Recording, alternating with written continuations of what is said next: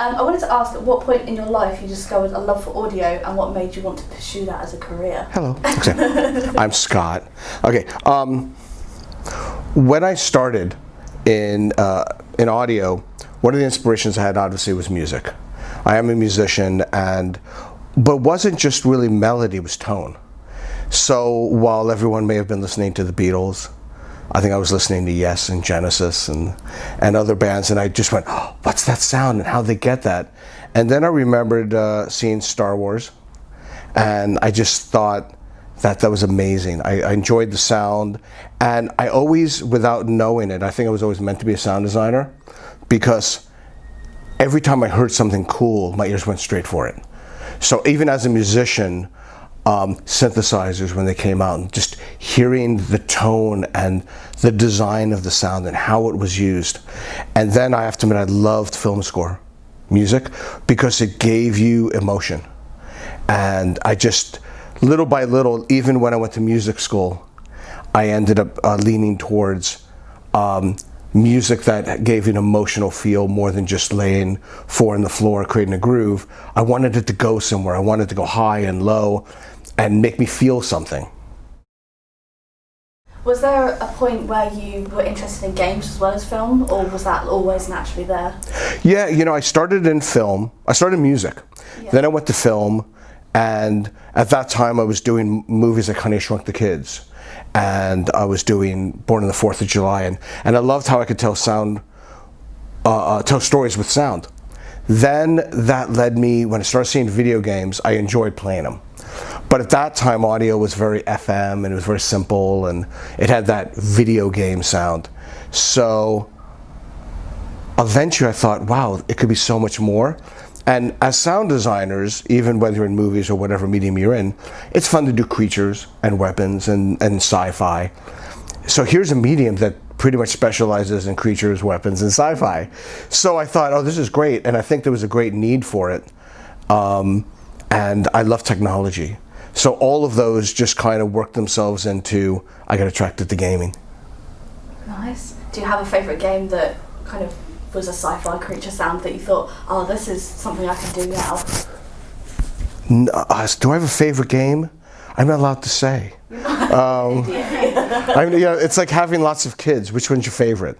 You can't say that. There's so much good, there's so much great game. There's games of the past. There's games that are coming out now. And to try to pick one is brutal. Because I also think that, going simple is like Angry Birds. I thought it was brilliant. It was simple. It wasn't very difficult. It was just right. So all the way there to some of the coolest stuff that's out now.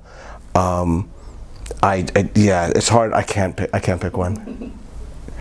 How did you get your first job in the industry? So the way I got my first job in the industry was it really started with, I was programming synthesizers, and I had all of these studio musicians that asked me they would give me a synth and say, program it. So I'd program in the typical, here's a harpsichord, here's a French horn, here's whatever. And I just wanted to create lasers and weird weapons. So I remember I was in an apartment and someone went, wow, I think your music's really interesting, it's just very different. And I'm like, what music? Oh no, that's just lasers and weapons. And I'd hear stuff. And then once I started seeing outboard gear, I took all the stuff that was used in recording studios and start putting it into sound design. Then it became anything that made noise. That, whether it's the toilet of an airplane, you take that, you can actually make that into a weapon. Not that I'm going for weapons, but there's just so much great stuff. So I kind of joke around, I'm an audio photographer. I'm constantly recording anything, whether it's animals or just things that are odd, and find a way to incorporate that into my sound design. And so how did I get started? I don't know. I started with music that led into cartoons. I did Transformers and G.I. Joe and all these, Saturday morning cartoons, which then led into some TV work. And then people started seeing what I was doing and really liked it. I was working on a synclavier at the time, and then they said, hey, you should get into movies.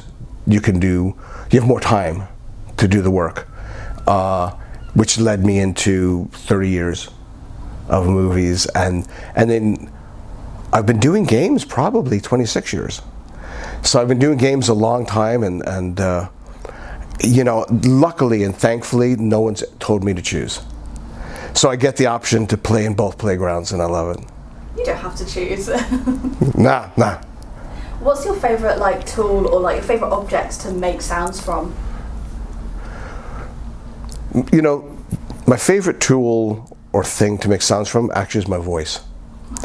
I've used my voice on so many things that nobody knows about. I'm the voice of a lot of characters. So I'm the voice of the dragon in Shrek. I am in Pacific Rim, I'm Leatherback in a bunch of creatures. I am Auntie in Honey Shrunk the Kids. I'm just on and on and on. And because I can make my voice do cool sounds, but not only that, I can give an emotion. So what I like though, you could create cool sounds, but there's also how do you use the sounds? How do you incorporate them to create giggle factor? So for me, it was easy to make a dragon, but now she's got to flirt with Donkey. So how to do that? How to do Reapers in Blade 2. The real fast breathing. And then take that and manipulate your voice. So a lot of times I'll do that because I'll get that, huh? Like in Leatherback in Pacific Rim when he's looking at the two pilots, the Jaeger pilots, and kind of does that, look, how do you do that? There's no animal that makes that sound. So I'll use a combination of my voice. And also as a guitar player, I use a lot of weird guitar stuff. Do you use lots of musical instruments in your sound design? Yes, a lot of my sound design is very musical, not sounding like music, but I've been told that my approach is musical in that I believe what's called phrasing. So like in a song, you go up, you go down, and you resolve, and then you tension and release. Same thing in design. I'll look at a whole scene, or in gaming it's a little different. In movies it's easier to see a scene. In gaming, I'll look at, is it a bunch of creatures that come in more, and you get them and boom, there's a release. So how do you build the tension? I've used didgeridoos, and you build, and then all of a sudden you're done. So now all of a sudden, also people have internal rhythms, whether you know it or not, and some people they have a cadence inside their head, or so what I'll do is I'll play with people's cadence, and I'll mess it. People go, I don't know why, but I find that very disturbing, and I've done nothing but change and alter rhythms. So really what it comes down is understanding how audio plays on the human psyche. Interesting. If you could work on any design, or you make your own game, what kind of game would you make, and what kind of sound design would you do for it? So what's my ultimate game? You have ultimate control over it, or whoever you want to come Sure. with. If I were to create my ultimate game, I would try to, I think everybody's trying to create the holosuite, where you're totally submersed in an environment. So I really been getting into VR, and I know VR is not quite there yet. But if you could immerse yourself in an environment that had a place you needed to explore, challenges that you had to meet, obviously it's got to be creatures, because why not? I'm a sound designer. It's a world that allows you to be thrilled, to be curious. The game that I would want to do, I don't think has been made yet. It's almost like taking a bunch of different games and combining them, but it's got to be even I did The Void over the last couple of years, and it was the beginning of haptics, where you can grab something and move something and explore, and then deal with a conflict and do it with other people. So you've got the social networking, you've got haptic responses, you've got quiet moments and big moments. You've got heroic moments. So you want to be able to be part of the story. And I think that gets into, you got movies and you've got games, and this is where you get into interactive entertainment, where all of a sudden, it's not always full total adrenaline. Games can sometimes be like, as fast as you can, go, go, go, go, go, I got it. So it gives you that adrenaline rush. I'd like to have more emotions, more exploratory, a little scared, a little curious, all that kinds of stuff. Oh, nice. Are there any other art forms or mediums, like dance or paintings, that you draw inspiration from when you're working?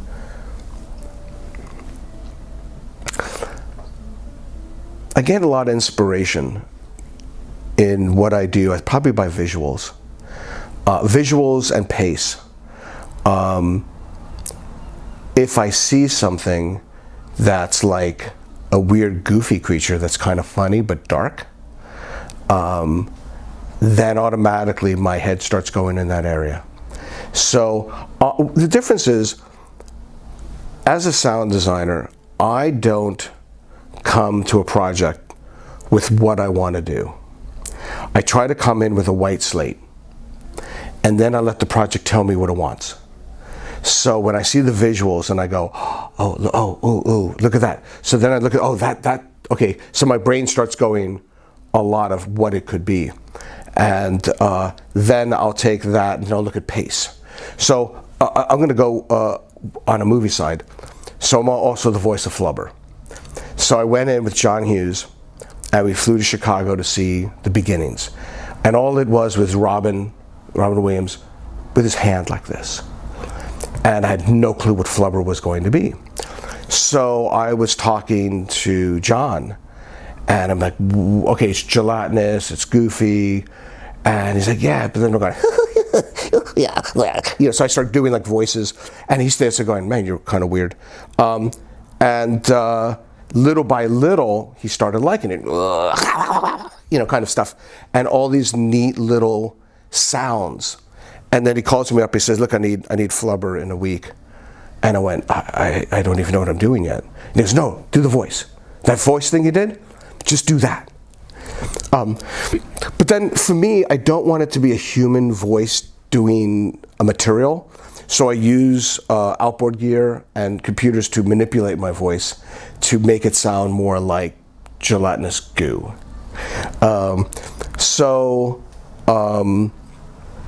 Yeah, so I think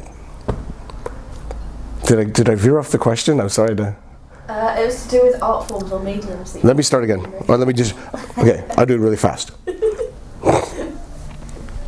I get most of the inspiration, I think, when I see a picture.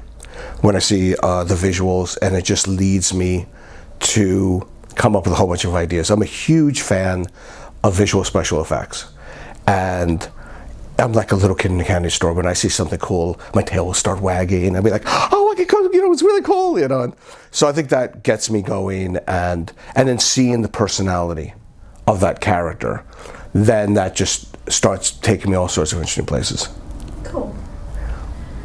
You've worked on tons of different games, from fantasy titles like Fable to the kind of like borderline horror of Doom. How do you approach such different types of games? I've been fortunate to work. I haven't been typecasted, whether it's been movies or games, and it's kind of like being a musician. I can play jazz, I can play heavy metal, I can play EDM, whatever it is, I get a chance to stretch my creative muscle and try to figure out how to be inspired by that form. I'm a big fan of everybody else's work. So I'll listen to the catalog of work that's been done before in a special genre, and then I'll see, okay, what's my take on it? What do I want to add? What do I think I could bring that's unique to the game? I feel good that I've been able to not be pigeonholed, where I only do weapons or I only do creatures. Because while I've done like a lot of creatures, I did American Beauty on a movie. I've done gaming, I've done giggle factor, goofy stuff. I got a chance to do some work on Plants vs. Zombies, which I'm a huge fan of.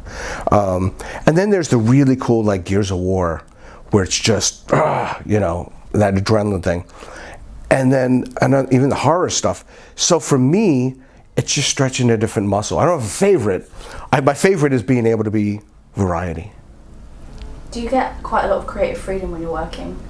Yeah, so and again, I'm going to go back to film for a second, but so at one point early on in my career, I went to Oliver Stone and I said, what do you want in the scene? And he said to me, he goes, son, if I knew what I wanted, I don't need you. What I need you to do is tell me what I need. I went, okay. And that was like within the first year of me doing movie sound design.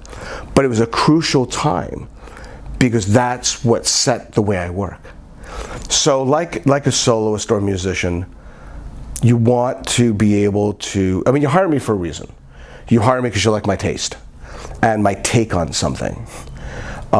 So I like to ask my clients not what they want, because that's not fair. They're not experts in that. What I ask them is, what don't they want? Yeah, I don't want it to sound like this, I don't want it to sound like that. Great. So it's much easier for all my clients to tell me what they don't want. Then I go, okay, now I know to stay away from the landmines. What do I need to do? How do I need to go forward? And then I can see the colors that are available to me. I think very visually. What colors are available to me to be able to accomplish what the client's looking for. Cool. And finally, if you had to listen to one music album for the rest of your life, what would it be? A music album? Yeah.